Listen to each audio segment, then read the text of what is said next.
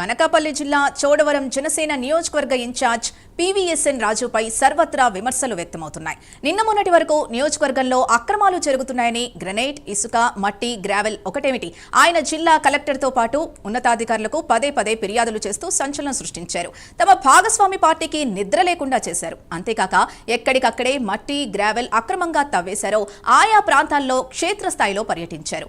పర్యావరణాన్ని కాపాడాలని అధికార పార్టీలోని వారే ఇలా చేస్తే ఎలా, అధికారులు ముడుపులు తీసుకొని పట్టించుకోవడం లేదని ఉపన్యాసాలు కూడా ఇచ్చేశారు. అయితే ఉన్నట్టుండి ఓ బహిరంగ సభలో ఫిర్యాదు చేసిన ఎమ్మెల్యే కాళ్లకు నమస్కరించడంపై జన సైనికులు సైతం మండిపడుతున్నారు.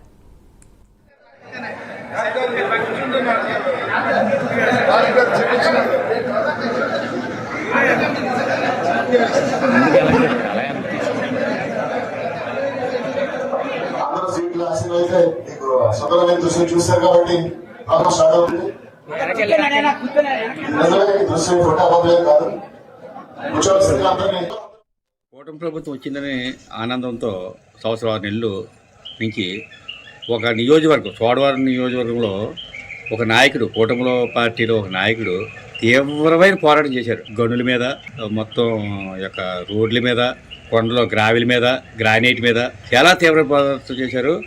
యూత్లోని, యువకుల్లోని ఉత్సాహం వచ్చింది ఆయన మాట్లాడుతుంటే, అంత ఇదిగా ఉన్నది. కానీ ఈరోజు నిన్న మార్కెట్ కమిటీ సమావేశంలో ప్రమాణ స్వీకారంలోనే పోరాటం చేసిన పోరాట యోధుడు, వీరుడు, సూర్యుడు అయిన అతను ఒక నియోజకవర్గ స్థాయి ఒక పార్టీ నాయకుడు ఇంకో నాయకుడి కాళ్ళ మీద పడిపోవడం అంటే మా తల ఎక్కడెట్టుకోవడం అర్థం అవ్వట్లేదండి.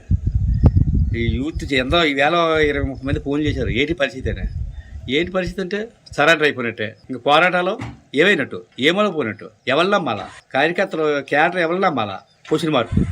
ఇలా ఉంటే ఎదుగుదల ఆయనకి కూడా ఇబ్బందే.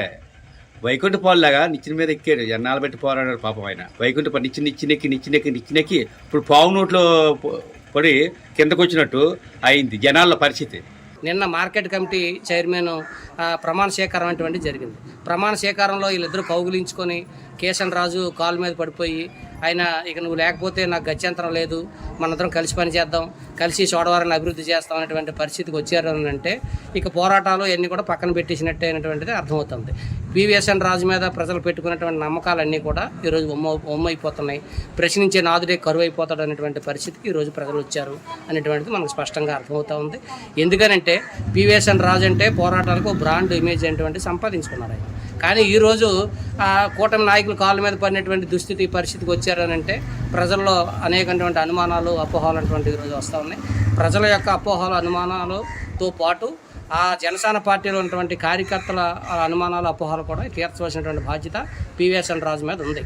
అందుకని ఆయన ఈరోజు అతను దిగజారుడుతనానికి వచ్చారు అని అంటే ఆయనకి ముట్టడం కానివ్వండి, లేదంటే ఎక్కడో కాంట్రాక్టర్లు కానివ్వండి, ఏదో విధమైనటువంటి రాజీ చేసుకున్నటువంటి స్పష్టంగా కనిపిస్తుంది. అందుకని ఈ జనసేన పార్టీ వచ్చిన కాంచి తొక్కి నారతీస్తాం, వాళ్ళ సమస్యలు మేము పరిష్కారం చేస్తాం, ప్రశ్నిస్తామని చెప్పుకున్నటువంటి పీవీఎస్ఎన్ రాజు ఈరోజు ప్రజల సమస్యలు గాలికి వదిలేసి పూర్తిగా కూటమితో కుమ్మక్కి అయిపోయి పూర్తిగా ఈరోజు కాళ్ళ మీద పడి వాళ్ళు మా సమస్యలు ఇంకా పరిష్కారం అయ్యే పరిస్థితి లేదంటే ప్రజలు అర్థం చేసుకుంటారు.